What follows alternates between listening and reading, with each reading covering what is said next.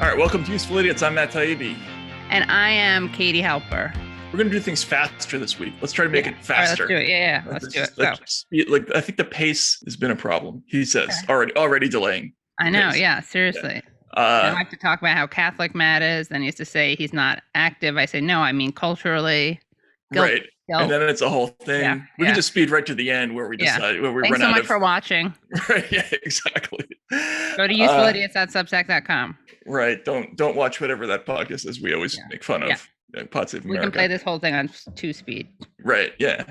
Lots to talk about this week. A big story that we're actually not talking about, and I don't think in any of our segments, is the whole sudden reappearance of the lab leak hypothesis, which has basically everybody in America pissed off in one direction or another. Yeah. In fact, not to toot my own show, but on the Katie Halper show this week, I spoke to Thomas Frank.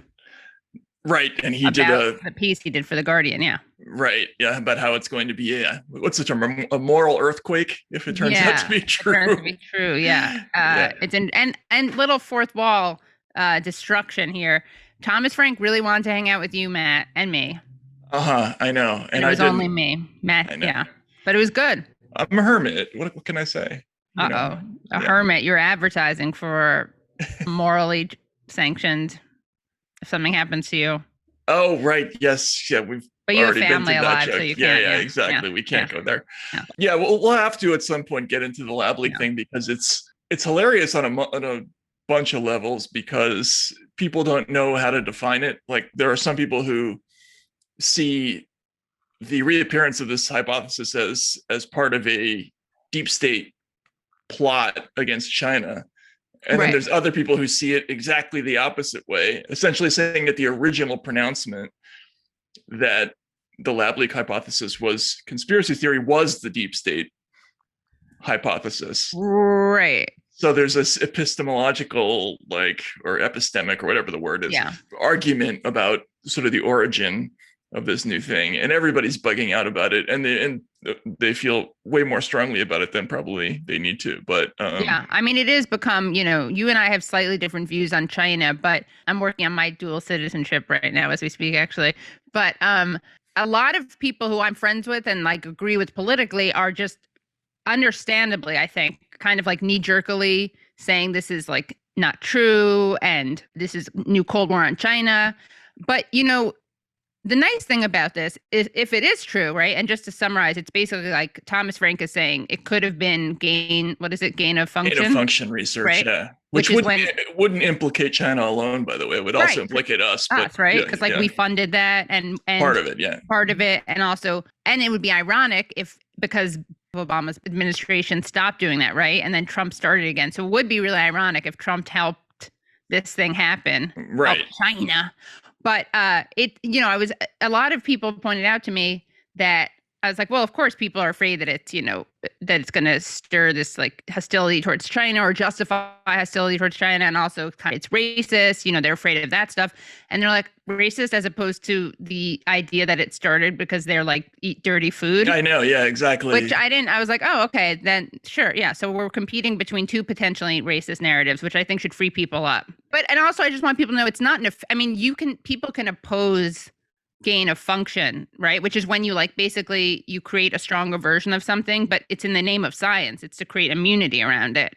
If China did do this, it wasn't to be we are going to let this out and poison the world, or this is part of an attack on the West. Right. The scientific critique of this is that basically it's a bunch of people who were being irresponsible in their pursuit of this kind of research. They were running around collecting a whole bunch of, it's sort of like Jurassic Virus Park. Yeah. They were getting together a bunch of dangerous stuff. Yeah, exactly. And putting it in labs and sort of enhancing it in order to test which one is more likely to become a pandemic. And oops, these humanized mice or whatever, something happened, right? Yeah.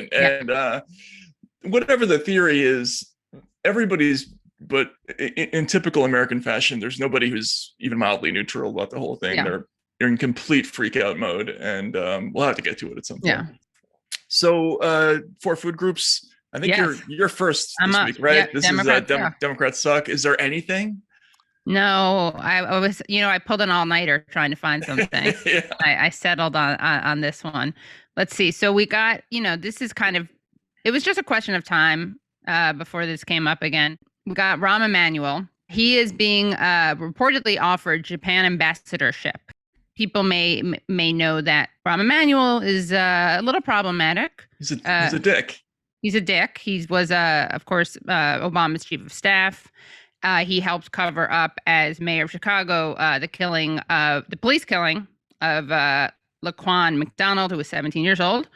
And he also, put like a dead fish on a political enemy's doorstep. Did he really do that? I never heard that story. Yeah, I've told you this before. Oh, right. Yes, I'm sorry. Yeah. It's okay. Senioritis, senior moment. Yes. Yeah. Repeated senior moment syndrome. And or ex-drug addict moment, one or the other. Oh, right. Yeah. Right. Yeah, there's also that. Yeah.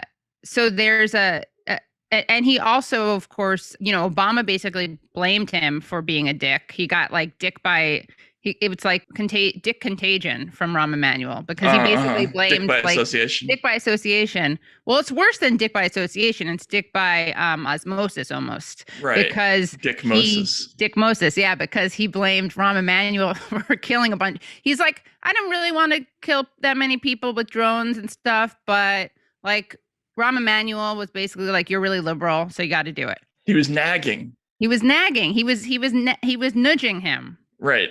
Yeah. Right. Yeah. That was we still haven't done a reading of Obama's book. We really have to do that. We should make some Substack only. Yeah. We should get to that at some point. Oh, and that's an interesting book because it's so different in tone from his other books. But anyway, go ahead. Yeah. He's let me just give you this one quote. Maybe the idea is just to send him to Japan and hope he never comes back. Maybe that could be. Yeah. Yeah. Right. Because that is something that politicians do. Like when they're being a little bit funny, they get together and they say, let's give him the ambassadorship to Reunion Island or something like that. Right. Let's see if he takes it. Do you ever see that story that actually one of those scenes is in Chris Christie's book.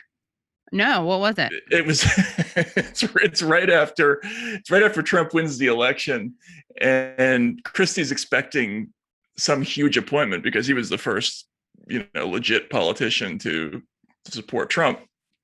And Trump keeps stringing him along, and they keep sort of dangling these big posts in front of him, like, oh yeah, we're thinking about this and that, and maybe state or, chief of staff, whatever it is. And he finally gets a meeting. And they're like, so what do you think about the ambassador to Vatican City? He'd probably like it, though. And he said no, ultimately. Oh, I wonder why. Bad Catholic. But can't you imagine, like, Bannon and Trump getting together? Like, where should we send this guy? Where you want to send this guy? Outer space. No, we don't have an embassy there, sadly. Not yet. City. Yeah. Chris Christie. Yeah. Listen, Gail. Remember that moment? Listen, Gail. I have the right to send my kids wherever I want. I don't remember that. He yells at someone. He yells at a woman for asking him why he sends his kid to private school, basically. Listen, Gail. You don't send your children to public schools. You send them to private schools. So I was wondering why you think it's fair to be cutting school funding to public schools. What's her name? What's her name, guys? Real quick, because the governor's talking. What is it? Gail. Talk to Gail. Hey, Gail, you know what? First off, it's none of your business. I don't ask you where you send your kids to school. Don't bother me about where I send mine.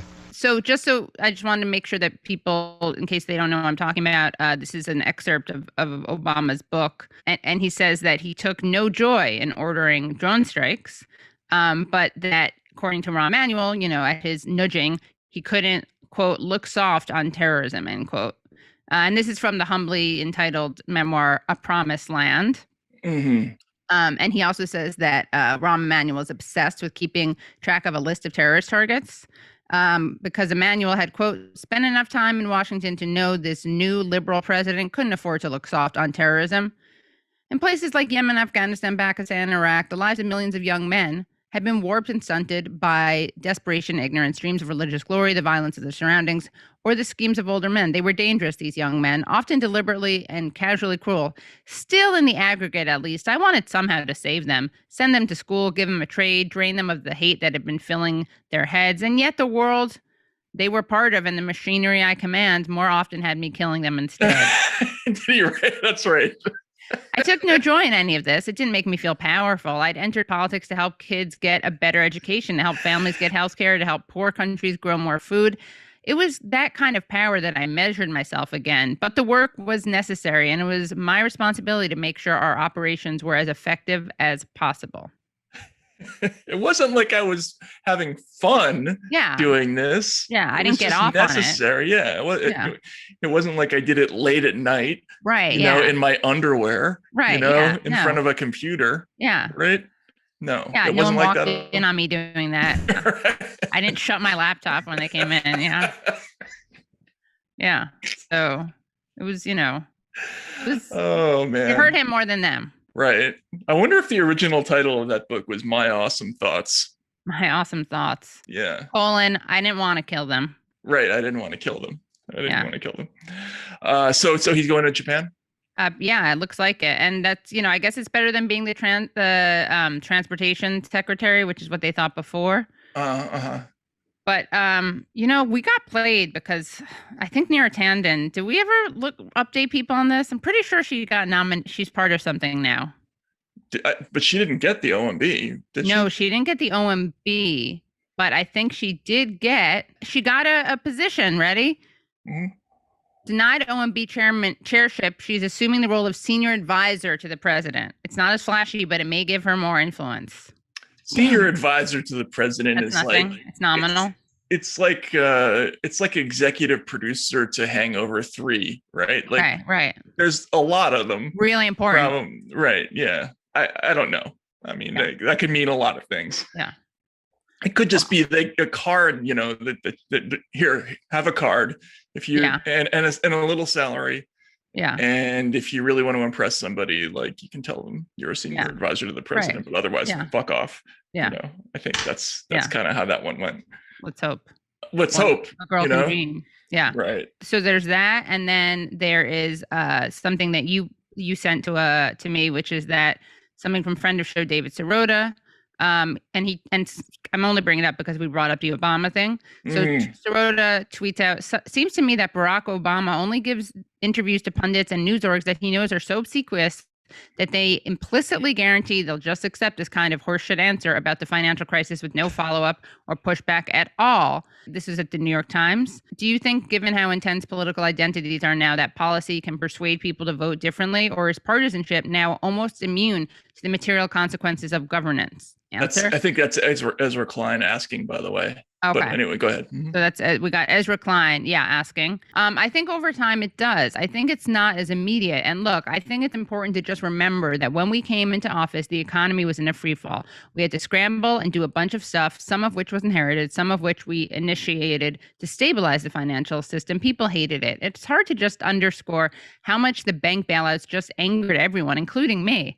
And then you have this long, slow recovery. Although the economy recovers technically quickly, it's another 5 years before we're really back to people feeling like, okay, the economy is moving and working for me. And the truth is that if Donald Trump doesn't get elected, let's say a Democrat, a Joe Biden or Hillary Clinton had immediately succeeded me, and the economy suddenly has 3% unemployment, I think we would have considered the sense that, actually these policies that Obama put in place worked. David's completely right there, because first of all, he's being ridiculous. The reality of the bailout was that it was really good for the top 20% of the country and fantastic for the top 1%, but everybody else suffered net declines in net worth up until the last couple of years of Obama's presidency. But overall, it was a major sort of reshuffling of the pie, like a reorganizing of the pie. And there's almost no way to argue that it didn't have a big influence on Trump winning, because it definitely inspired a lot of sort of economic distress at the lower end of the spectrum, right? Or in the middle among people who aren't used to it, right? So they probably reacted a little bit irrationally there. But he's throughout the whole financial crisis, he got away with saying almost anything, and people never really called him on it. There was that famous interview in 60 Minutes where he said some of the worst behavior on Wall Street wasn't illegal, right? And people interpreted that as none of the worst behavior on Wall Street was illegal, and therefore it's okay that we're not prosecuting any of these people. Right. And, Yeah. it's just a very lawyered statement, right? And Yes. nobody asked the follow-up question on that. Right. So, yeah. Like how many of them were, if that's true, and could you have done something about the other ones? Right. Yeah, exactly. Can you be specific? Yeah. I don't know. Well, you know what, Matt, here's the thing. To quote Obama, my entire politics is premised on the fact that we are these tiny organisms on this little speck floating in the middle space. The differences we have on this planet are real, they're profound, and they cause enormous tragedy as well as joy. But we're just a bunch of humans with doubts and confusion. We do the best we can, and the best thing we can do is treat each other better because we're all we got. He told that to Ezra Klein in the same interview. That's okay. So that's like the plot of Ant-Man, basically. Yeah, it sounds. It sounds kind of like freshman year stoned Obama. Right. Yeah. Exactly. You can see the whole universe in your fingernail. Yeah. Exactly. Right? Animal House. Yeah. Right. I mean, that's the kind of if you can get away with giving an answer like that in response to something specific, like why didn't you send anybody to jail for mortgage fraud? That's a mark of a good politician right there. It is, yeah. Well, to be fair, as Ezra says in the opening, so he opens with that organism line, very good opening. To be fair, I was the one who had introduced the cosmic scale, asking how proof of alien life would change his politics. But Obama, in a philosophical mood, used the question to trace his view of humanity. Sounds like someone's avoiding the alien life question. That's true. Yeah. Take a stand. Yeah, take a stand. Right. He probably knows the answer too, right? He kind of looks like a handsome alien, actually. You think? He kind of looks E.T. related. Like if E.T. got his head caught in an elevator doors. Because, E.T. has a very square jaw, maybe heart-shaped, depending on one's definition of those. I might have to dissent with you on this one. I'm not. But again, handsome guy. I'm not denying he's handsome. And also looked better gray. Got better looking with age.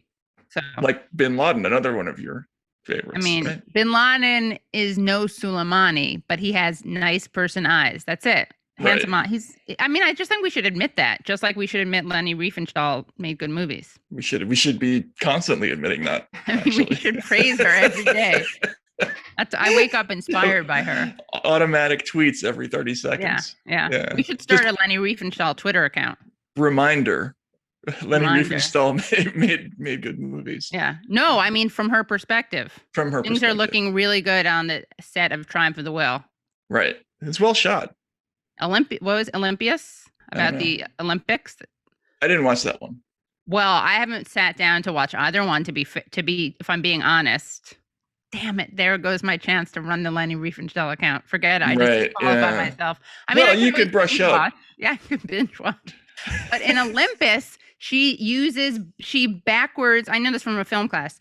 It's pretty stunning. And she has these divers, right? Footage of these divers like flips into the pool. And it's actually backwards footage. It's like in reverse. Oh. Nothing you can, it's not like backwards footage like you see them coming out of the water. It's like close-ups and they're actually, Oh, that's a good technique. Yeah. I like that. They did that in Top Secret, one of my favorite movies. Oh, really? Yeah, but it's a joke in that movie. Yeah. All right, so that's good. So we'll have to get into the Obama thing a little bit. Yeah, more. At some point. For Republicans, like I don't. It's actually that's a good one. So I saw it first, believe it or not, looking at Star Trek veteran George Takei's Twitter account.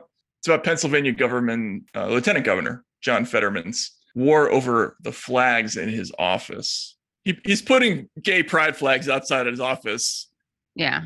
And so Republican legislators were upset and they passed a bill to ban the display of these flags. And he responded, like, what are you going to do? Send out the gay flag police after me?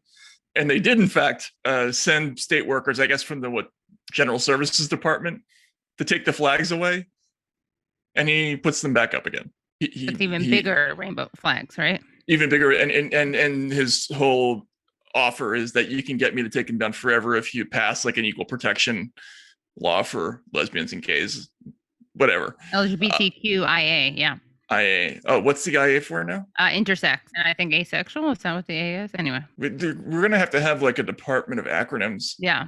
soon. This to me, again, it's like old school Republicans. Like, you're bothered enough by a gay pride flag that you got to send people out to go take it down. Yeah. You probably need a hobby. Right. And Don't it's you think? probably patchwork quilting pride parades. Right. Sorry, pride flags. Pride flags. What if that's what this was actually about? They're doing a patchwork quilt. Someone at home is actually making a patchwork quilt. They need all the pride flags that they can get.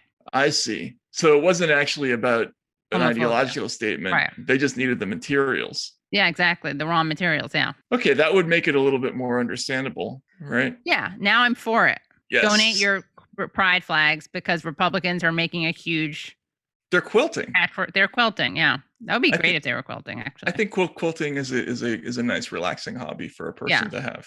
I mean, Yeah. I don't personally quilt. Do you quilt? No, I don't. I knit. Not very well. I Really? haven't You knit? advanced. Yeah, I just do. Next show, I'll show you a scarf I've knit. Really? I really will. And by the way, Matt, coming full Uh-huh. circle with the pride and the space life. Hmm.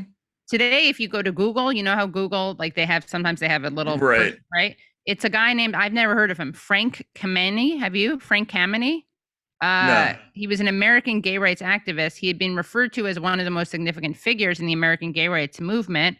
He was dismissed in 1957. He was dismissed from his position as an astronomer in the U.S. Army yes. Map Service in Washington, D.C. because of his homosexuality, Right. leading him to begin a Herculean struggle with the American establishment that would spearhead a new period of militancy in the homosexual rights movement of the early 1960s. That quote is from Before Stonewall, Activists for Gay and Lesbian Rights in Historical Context. Yeah, I do know that story. Yeah. I didn't recognize the name though. He appealed his firing by the U.S. Civil Service Commission. Although unsuccessful, the proceeding was notable as the first known civil rights claim based on sexual orientation pursued in a U.S. court. Right. Did not know that. Right. There you go. Interesting. Yeah. Well, good. Yeah. Yeah. Yay for Google on that. Yay for Google and yay for Quilters. Frank. Yeah, and quilters. He's wearing a lei in this photo. It's very cute. Okay. Oh yeah, leis are cute. Yeah. Yes, that's what I got for Republican. Like, that's just classic, right? Yeah, classic old school Republicans suck. Quilting is good. It kind of reminds me of John Ashcroft throwing the Oh yeah, covering up the naked woman, naked breast. naked statue. Right. Yeah. What statue was that? It was the law. Was it Lady Justice? I think it was Kind of vampy Lady Justice. something like that. Yeah, she must have been hot actually, because it bothered him. Well, I mean, maybe it just bothered him in principle. I don't think. Well, he's a principled man and a very good singer. Remember the that's song? right. Let the Eagles Yes. Soar? Yeah. Where do eagles soar? That's Yeah, right. let the eagles Let soar. the eagles soar. Right. Yeah, that was quite a moment. Those Yeah. were fun years. They were kind of fun, unless you were living in the Middle East, in which case. But you know what? Not fun now either. Or Right. nor under Yeah. Obama, Exactly. so, yeah. Exactly. So yeah. Who's complaining? Yeah. Yeah, they spent $8,000 on blue drapes that hide the two giant aluminum Art Deco statues, and that was the Justice Department did that, and it was in the Great Hall of Department of Justice. So That's a lot of money on drapes. Those. yeah, I know. I know. I hope they reuse them after. Oh no, they're still there, I guess, right? I mean, I hope they didn't. Is the statue still covered up? I hope not. I don't know. That's what I was gonna say. If not, Who has that statue? Where is it? The female statue that represents the spirit of justice has its arms raised and a toga draped over its body, but a single breast is completely exposed. The other statue, a man with a cloth covering his midsection, is called the Majesty of Law. Wait, just his midsection? Yeah. They were installed in the 1930s when the building was finished, according to the Justice Department. The statues were hidden by curtains on November 20th when President Bush came to the Justice Department to name the building after the assassinated former Attorney General Robert Kennedy. Mm-hmm. Comstock said apparently the Justice Department bought the drapes to avoid having to rent them every time the agency had a formal event. Okay, so I guess apparently Ashcroft didn't know it was being done. Oh, we don't believe that, do we? No way that they were just covered up.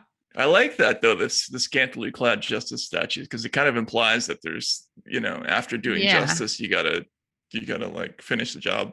This isn't just barely not covering the breast. I mean, that breast is like prominent. And then there's Where's the dude though? Yeah. Dude justice is also, hang on a second, here he is. Oh, I see him. Okay, it's not covering his midsection, it's covering the crotch area.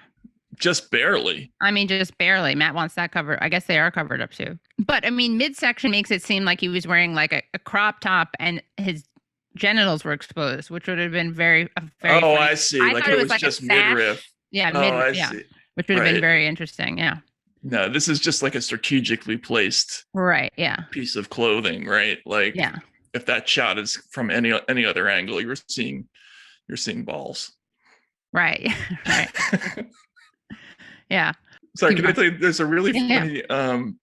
There's a great short story by a Russian writer named Sergei Dovlatov called "The Suitcase," and one of the stories in this, it's a series of vignettes, and it tells the story of how he worked as an apprentice to a sculptor at one point, and he lets the reader in on a secret, which is that the sculptor is basically busy making tons of Lenin statues and other communist figures, but they're all anatomically correct under the clothes. Like they all have actual genitals under the clothes. Yeah. Well, he's a realist. Yeah, I guess so. So maybe that's a secret of sculpting.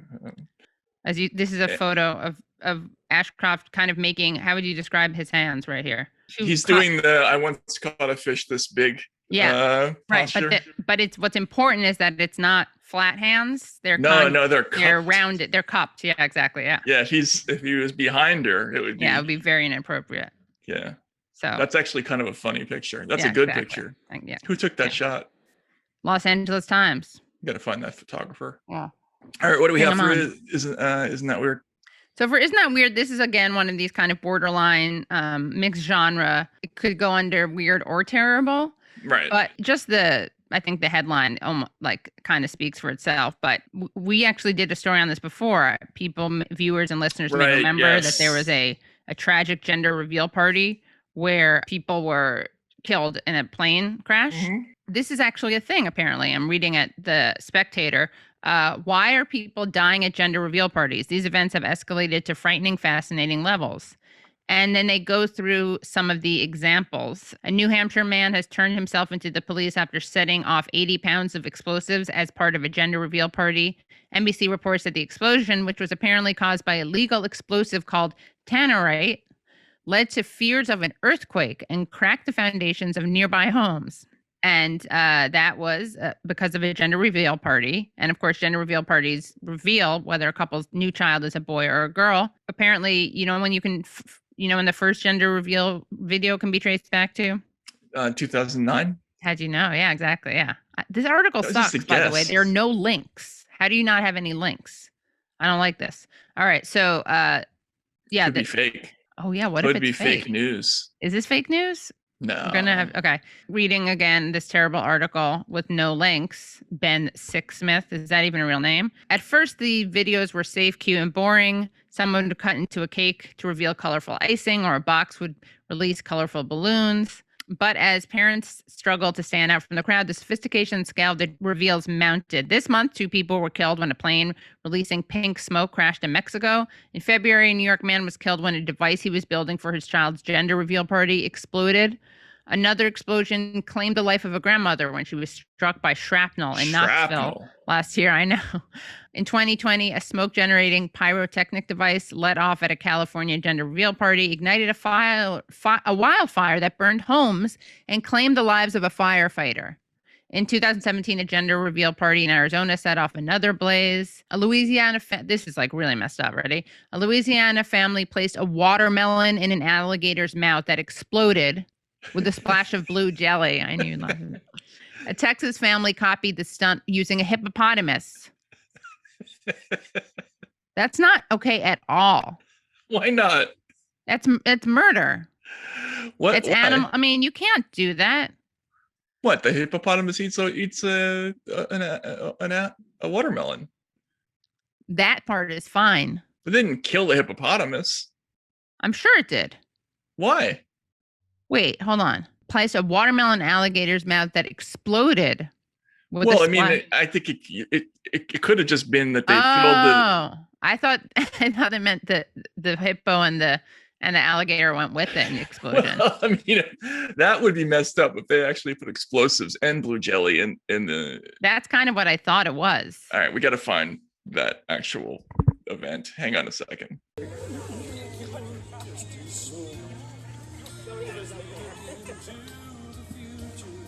He's up there crying. Where do they get the alligator?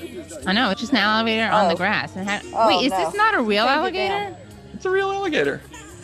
Come on. How do they make it not bite the guy? Let's get this party going. Oh my God. What the hell? Did he put it in him already? No. Oh no, there it is. Oh my God. Ready? Come on, we're ready forever. Oh my God, he almost snapped. I wish he had bit his hand off. Oh, okay. Thank God. All right, he just bit into the watermelon. Thank God. Okay. I thought this whole time it was going to explode both of them. All right. All right, now let's see the hippo one.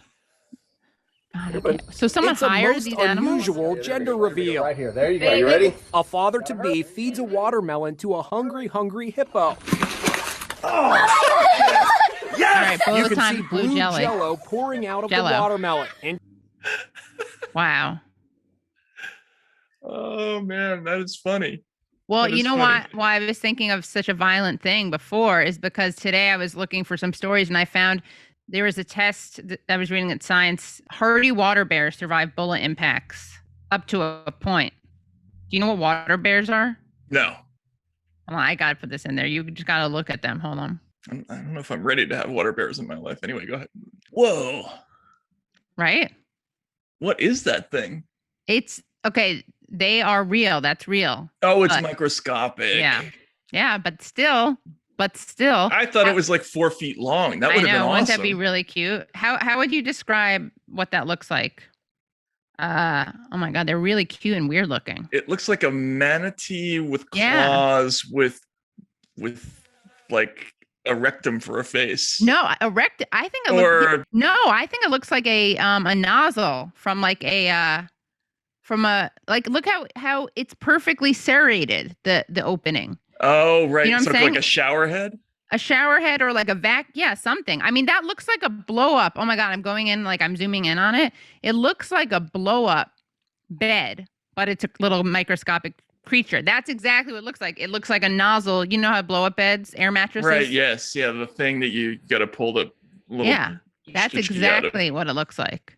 Oh my God, they're so cute. I want a life size one. But they've been basically it's there's been a lot of water bear abuse in the name of science. Why? What are they? Well, they blast them they were trying to see how destructible they were.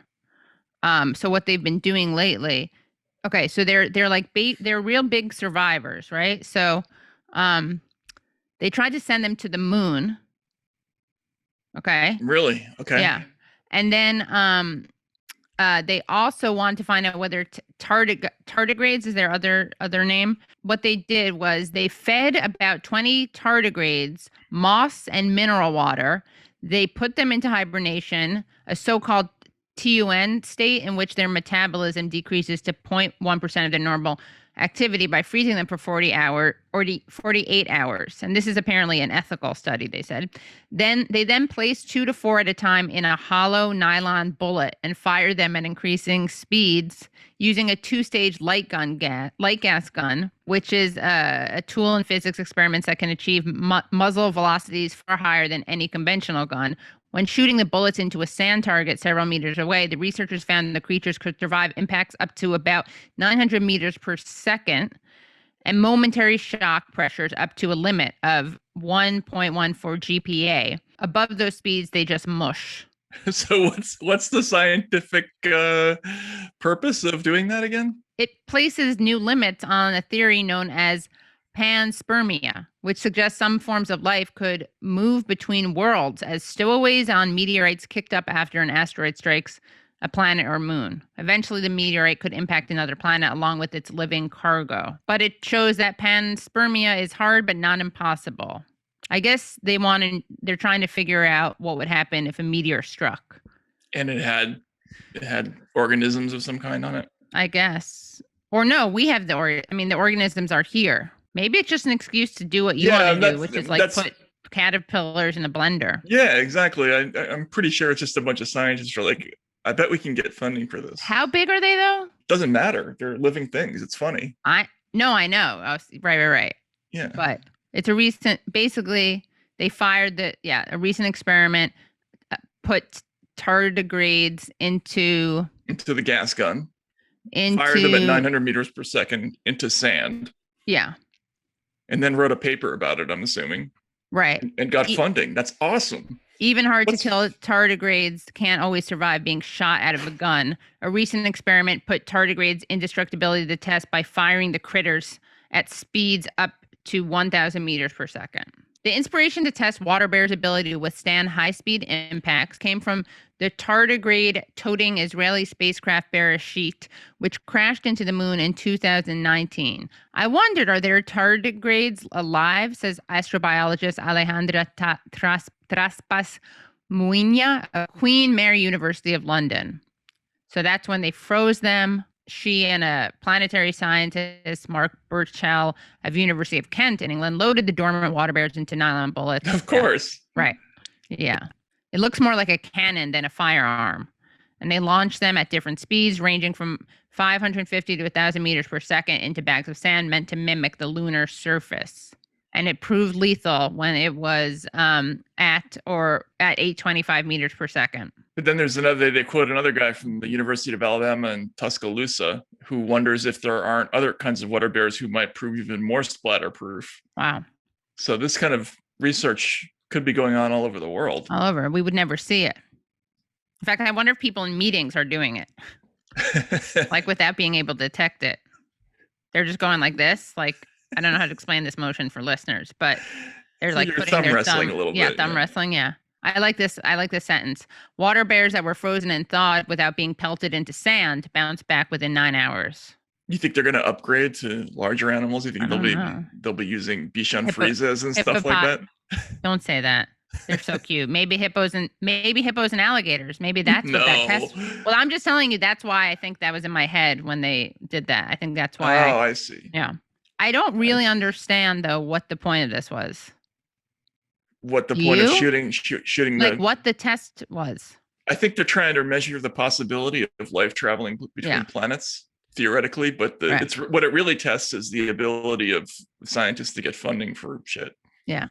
Which is impressive. I mean, I'm all for that. But that is weird. That is weird, right? But what I really like about this is that, again, this paper, which is like the scientific paper, they say they were handled according to the ethical rules for invertebrates with the consent of the department ethics officer. So there's like a guideline on shooting invertebrates with a nylon gun? I guess so, yeah. So this must be going on all over the country or everywhere. Right. How come we don't have invertebrate shooting parties instead of right, gender reveal parties? I guess because we'd have to all have microscopes. Right. They have to do it with bigger animals. But I want a big blow up one of those. I want like a full. You want a cute one? And those claws look a little kind of intense to me. Yeah, they do. Well, they more look like little. Also, the face, like, what does it do with that? Is it nuzzle or does it take little circle-sized bites out of you? Yeah, maybe. Oh, yeah. Like Yemeni children. Yeah, and these are small too, so same problem. Right, yeah. And there are no conflicts of interest. Isn't that terrible? We had a couple options. You were kind of pushing this idea that the state of Arizona is using.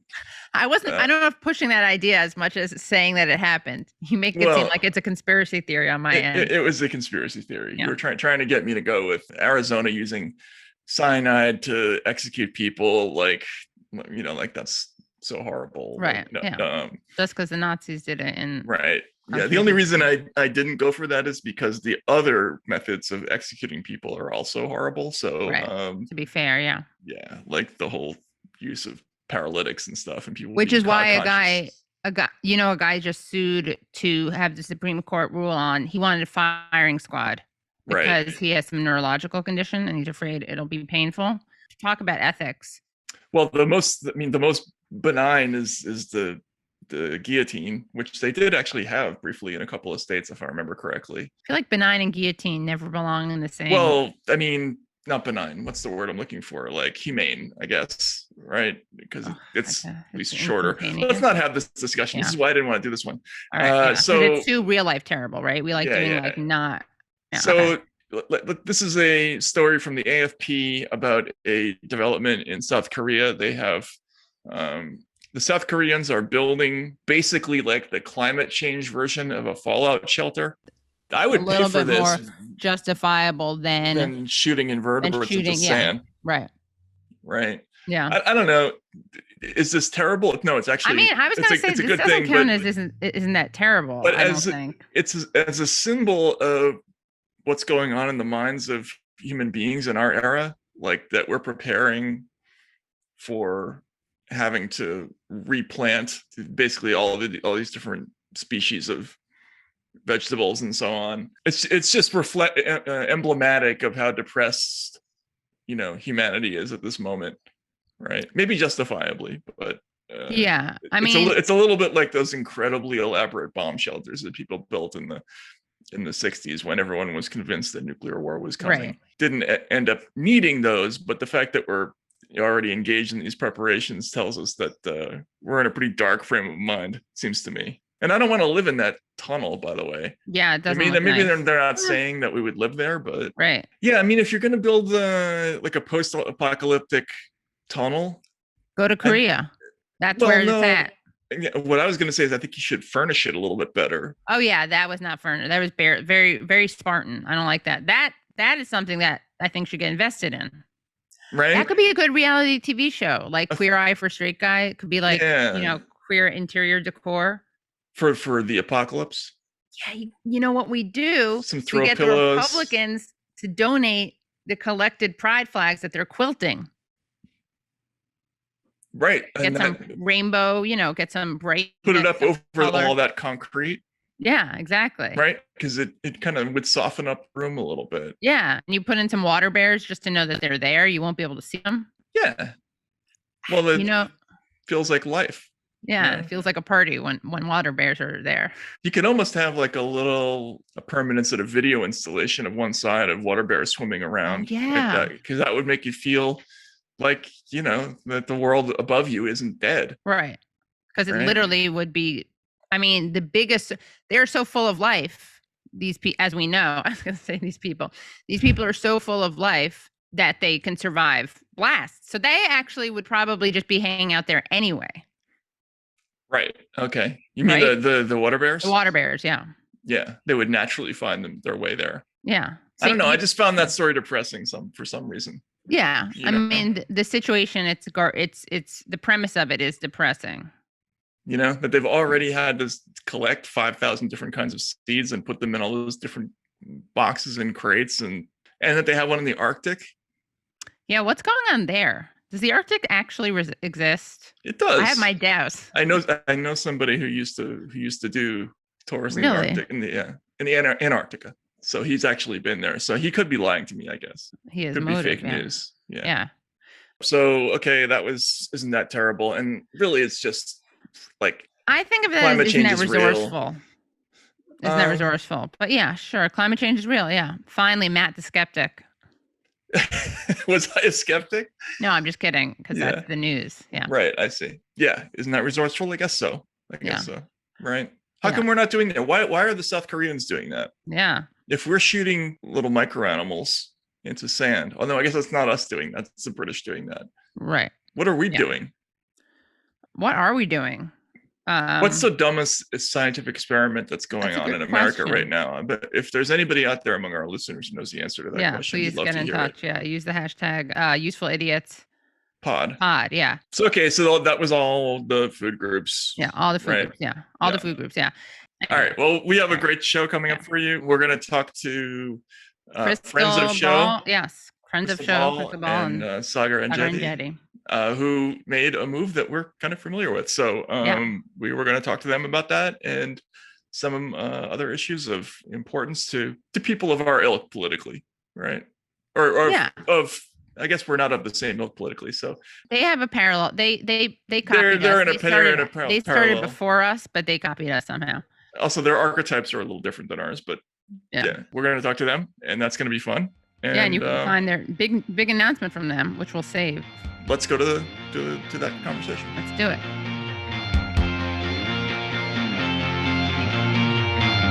Welcome back to the show, Krystal, Ball, and Saagar Enjeti, formerly of Rising of the Hill. But now they've reached that breaking point and they started their own thing. You had to do it. You had to do it. I had to do it. Yeah. So welcome. And we're really excited to get the scoop about what happened. I wanted to start out by asking how inspired you guys were by our Well, Of course. exactly what I was going to lead with is like, you guys blazed the trail. We saw useful idiots going rogue, going independent, and we're like, they've shown us the way. So honestly, I was hoping we could use the next however long the interview is going to last for you guys just to give us some tips, some pointers, some hand holding. What have what should we do? What have we done? Have we made a horrible mistake? No, actually, like maybe we could start there. The sad thing is you guys have started when you launched this week, right? And we actually need tips from you. So they've already got a set. For the same thing. I know. Yeah. That's true. It's a really nice set too, I have to tell you. I'm really proud of it because we built it, like we designed it, which was very nerve-wracking because you guys know, like the way things look in person is very different from how they look on camera. So I was pretty nervous that it was going to look like shit, but it does not look like shit. It actually looks fantastic. Yeah. The real low point is when I had to design the desk and I sent it to the desk manufacturer and he was like, this is literally the worst drawing I've ever seen. Can you he's like, this is the worst. It looked like a 3-year-old draw. Can you show us the drawing? I don't know. I have a picture somewhere on my phone. It's literally like it's like sticks with a curve. And I was like drawing measurements and it was like very unclear whether it was inches or feet. And he's this like, is okay. Spinal Tap. Yeah, it was Stonehenge. It was so bad. Like it was terrible, but it came up great. It's a great looking desk. So I'll put it up against Fox and MSNBC any day. Great reference, Matt. Yeah. So, you know, we're stupid talent. So we don't know how to do these things like draw pictures of desks and whatever, but it looks really great. I am considering becoming one of those boomers who's like, do you have any idea how hard it is to start a business in this country? Because this shit is hard. But they're going to say to build a desk. Yeah. No, I mean, building a desk, all those fucking lawyers, LLC, whatever. Okay. Like it's unbelievably annoying. And so that's another thing. I've become one of those libertarian boomers who's a small business owner. You should actually ask Lawrence O'Donnell about the desk thing. You know how he's always raising money for his daughter's like charity, which builds desks in some. That's a great charity. That's a really great charity, though. Yeah, I don't want to make fun of that. I'm not making fun of it. He raises a lot of money for students to have desks and materials in poor communities in Africa. So yeah. Okay. All right. What do they need desks for? I'm sorry. Good question. Well, I think it's hard to work if you don't have a desk. I mean, that's pretty challenging. All right, Matt. I'm just being a jerk. Tell me about your Malawi charity. Yeah. How it's better than Lawrence O'Donnell's. Right. I don't have a what's Malawi the Useful Idiots charity? What do you guys donate to? To you guys. All right. Oh, there you go. Well, there you go. That's acceptable. You can write that off. We fully support that. Yeah. So, no, I mean, in all seriousness, like you can guess some of the reasons why we left. The bottom line is, if you are into independent media and you don't pull your punches where, you know, certain corporations or powerful entities are concerned, at a certain point it becomes a little unsustainable to be in corporate media, critiquing corporate media. Yeah.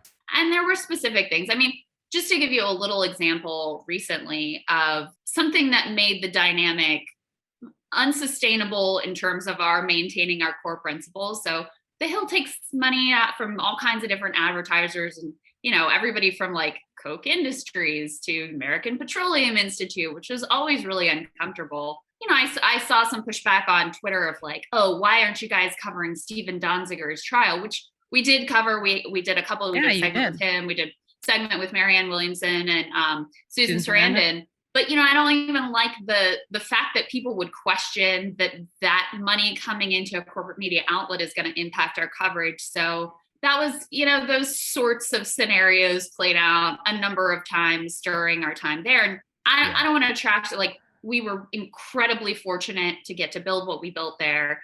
We said we were allowed to say so much more and be way out there for much further than, when I was at MSNBC, for example, but got to a place where we did see examples like yours and others of successfully making the jump, and hoped and it seems like it's worked out that our audience would believe in what we're doing and have our back, and also want to support a non-corporate media entity. And so decided to take the leap. I'll give you guys an example. Yeah. I mean, and look, this is, again, it's not the Hill's fault. Like the Hill, their job is to be a Beltway media outlet. But like, I love this. I did a segment where this is all I said. I said, Maxine Waters will be the chairwoman of the Financial Services Committee till the day she dies. That's all I said. It was in the context of the seniority system in the House. This is an objective fact, right? Like, okay, we're all settled there. Well, her fucking staff calls the boss of the Hill and said that I issued a death threat against Maxine Waters. I shit you not. No, for real. Like, they said that I was threatening her life. And they don't call me, they don't call my boss, they call your boss's boss, right? And they start threatening all kinds of shit. And here's the thing, Maxine Waters, she's the chairman of the Financial Services Committee. And Hill reporters need to be able to talk to her. So they know exactly who to threaten and like work the strings and like, oh, maybe we're not going to appear. And I'm like, oh, I mean, my natural inclination is to call the guy back and say, go fuck yourself, you know? And by the way, I'm recording this and I'm just going to release it. But I can't do that. Another one. You can though. So if now I can, and that's why I'm telling the story. By the way, not off the record anymore, bitch. Yeah. And so the other one is bitch is not to obviously. That was not about Maxine Waters. It was to her chicken shit chief of staff who thought that he could threaten. Here's the other one. I hope we have more of these. This is good. Yeah. Great. Oh yeah, I'm happy. I've got a lot. I've got a year, 2 years of grievances. The other one was TikTok. So for example, I, for a while, was doing segments and reporting on Republican, specifically lobbyists who were former Paul Ryan staffers and others who were going to go work for TikTok. All public knowledge. Their bios were all on LinkedIn, everything. It was all public. I tweeted it out and I was like, oh, another Paul Ryan staffer going to go work for a de facto Chinese government company. Really interesting. That was it. I did a monologue on it. TikTok calls up the Hill and is like, he's issuing death threats and unleashing harassment, blah, blah, blah. And again, I'm like, fuck you. Like, I don't care. I didn't do anything wrong. It's called reporting. Don't work for a Chinese company if you don't want scrutiny. Sorry. And dude, they know how to pull the string. And look, I was afraid because at the time, the Hill was taking advertisements from Huawei, a Chinese telecom company. And I was like, shit, man, what if TikTok starts advertising? You know what I mean? Yeah. So all of these are just examples of, look, if it's even in the back of my mind that I can't do reporting on TikTok or say whatever I want about Maxine Waters or any other powerful politician, then I'd be lying if I didn't say that I didn't have to at least think about it whenever I was issuing my commentary. I mean, you're arrogant if you don't think that those sorts of pressures and incentives are going to affect you. Of course they are. Yeah. You need to make a TikTok about what happened. Well, I don't use TikTok. I refuse to download it. So well, I know, but that would be ironic. I'm going to make a TikTok of this about you. Yeah, this will be a good TikTok video. Well, you know what's interesting about that though is that it's a little bit revealing about why the media landscape is split, because ultimately the threat is that they're going to cut off access. Right. Yes. So if you don't care about the access, that's when you get the negative reporting. That's why like MSNBC doesn't worry about saying nasty things about Republican politicians because they're never going to get it. Exactly. They're never going to get it. They don't they work at MSNBC. Yeah. Right. Like Nicole Wallace exactly. or our correspondents. Like, Right. Like Steve Schmidt. But yes, currently elected. Right. Of course. Yeah. But if you have any pretensions to ever actually wanting to do any real reporting, like the idea that they can just close their doors to you is something you have to think about. So that that's just very frustrating, right? Like the idea that you have to worry about pulling your punches because everybody else at the organization might now have to be penalized by us doing critical coverage across the board. So and I didn't want to get into like some of the pettier grievances, but I also do think it was just really telling that on our way out the door, after having a great run there, building a great show that people seem to really appreciate, that had tremendous growth in a very short period of time, like, you know, we did our goodbye video to our audience that we built there, and they changed the head. They didn't want to premiere it. They took it down. They turned off the comments. They put it back up, and now it's completely disappeared from the channel. Like, give it to us. We'll play it from the Useful Idiots channel. I don't know. I mean, it's their IP. It's theirs. Sort of, you know, whatever. It just left a little bit of that left a sour taste after really investing a lot of heart and soul into building a show there, and then that's the way you're treated out the door. When, you know, we told people we did everything they asked us to do. We told people to stick around and watch what they're up to, and then it's still this just like petty sort of trying to knife us on the way out. So don't stick around. Unsubscribe, everyone, from the hill. No, come on. Wow, you're a better man than I.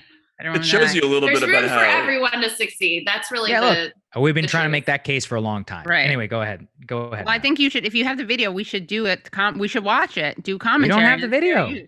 It's their IP. No one screen grabbed it. No one screen grabbed it. It's all right. It's all good. It's all good. So okay, well, since they did that, you owe us one petty grievance then. Just like that's it. Yeah. That's pretty bad, don't you think? That's a pretty but we know that grievance. that's not a scoop. We want a scoop. Tell us someone you want to call out who you couldn't. Listen. Tell us something you want to say. I'll tell you what the chief beef is. The top beef was that, and you guys will understand this because you're on the internet, and everybody who's also watching us will understand this. Crystal and I were not allowed to even mention or promote our own podcasts on the Hill. So we build this audience on this platform, and there's some cockamamie idea that our podcasts are going to somehow subtract from what's happening. And Katie, you used to come on our show all the time. Is it not an additive thing where we add to you, you add to us, we rise together? It's called the internet. It's actually not a discrete resource, turns out. Welcome to the year 1999. Yeah.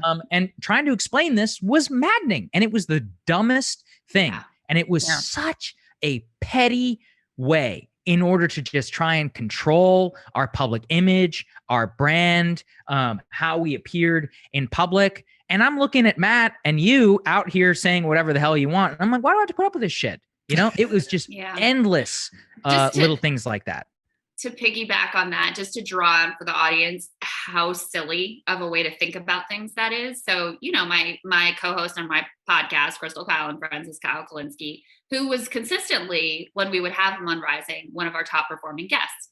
He was one of the very few people that, you know, always would deliver numbers. We had him on early on in the channel. He's one of the people who really helped bring attention to the fact that we even existed. So a lot, you know, a good part of his audience had subscribed and helped to build us up. Once I started doing the podcast with Kyle, he was banned from appearing on Rising.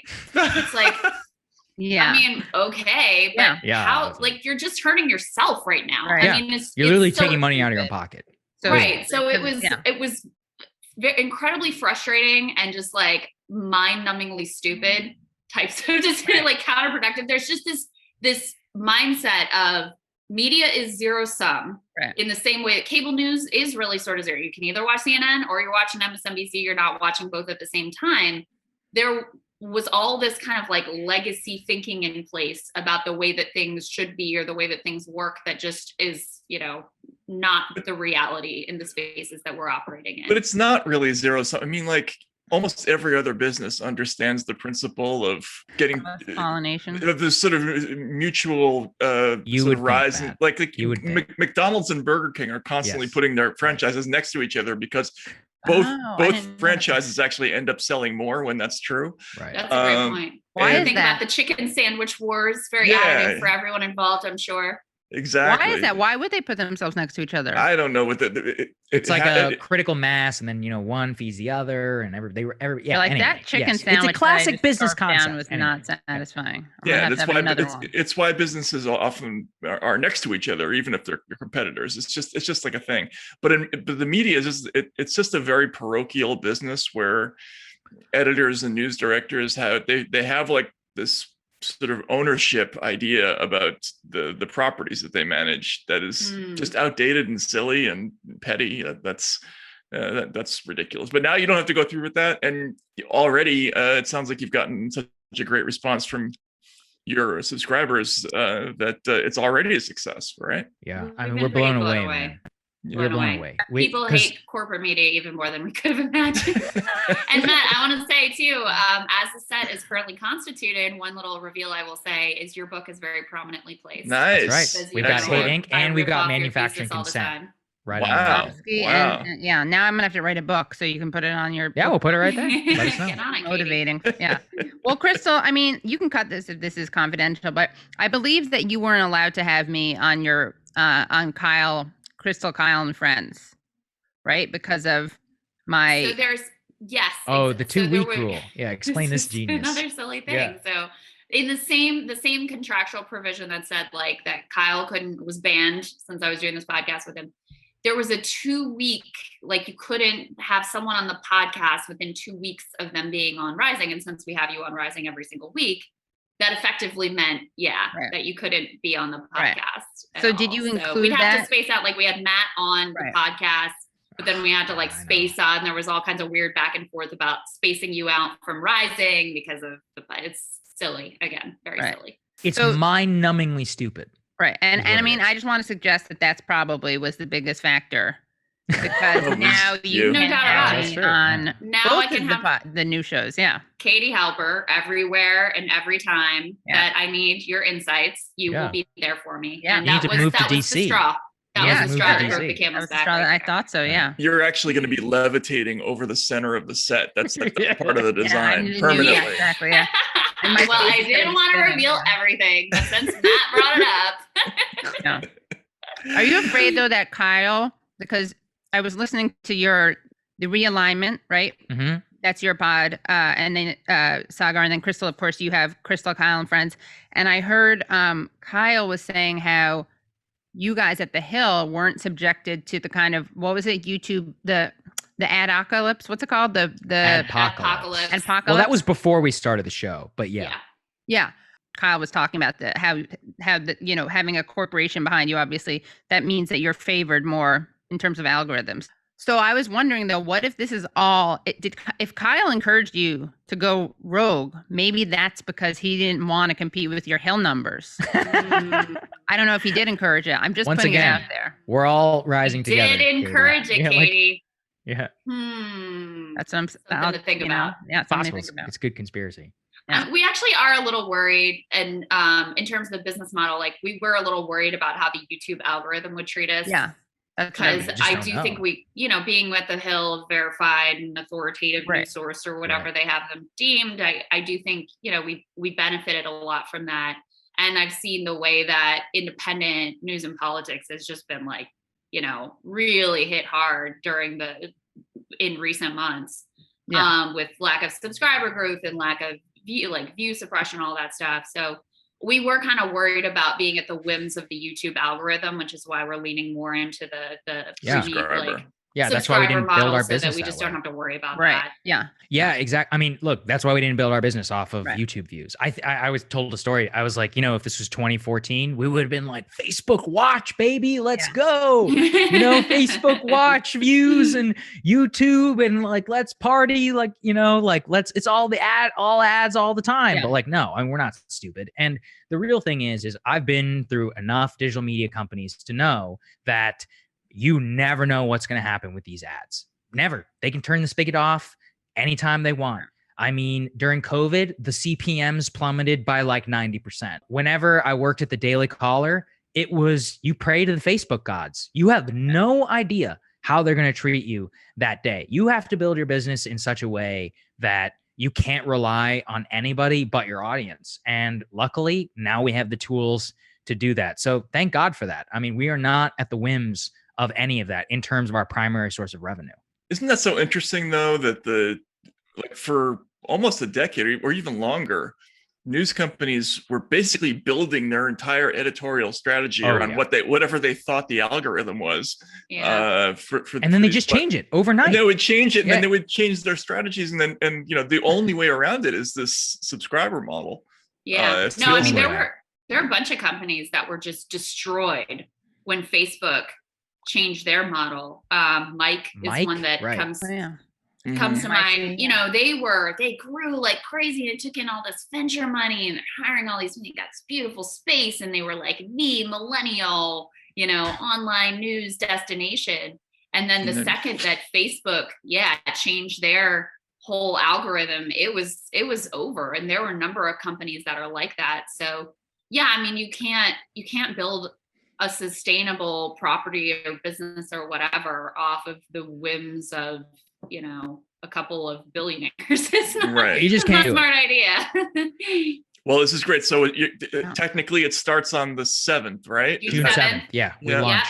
All right. Go to crystalandsaagar.com to become members and all that good stuff. And we couldn't be Breaking more Points excited. on YouTube. Please check it out. Yeah, excellent. Yeah, spend all of your disposable income on. Don't do that. No, if you can't afford to don't do that. And then I've been getting over. I've gotten emails from someone who's like, "I'm unemployed, but I want to get." I'm like, "Keep it. It's all good. Please, just watch it on only YouTube. If it's okay. Comfortable for you. If you can, I'm like, if you can afford it, then fine. Excellent. Yeah. Any people you do want to call out again? Here's your once again offering you the chance. Well, we're gonna take Michelle Obama's advice and take the high road. That's right. And they go low, you go high. Go high. Right. All right. Thank you guys. All you guys were an inspiration. We love you Okay, guys. right. Thank you. Take care now.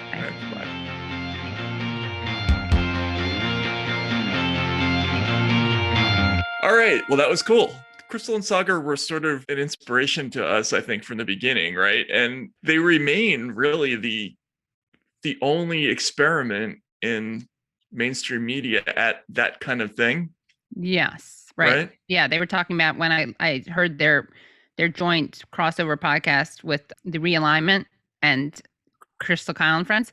They were talking about how much like people would watch them because of the aesthetics of the set and what they were wearing and everything. And so it gives them, because they do have that in a way that like they're the only show remotely like that looks like a real like a cable news show.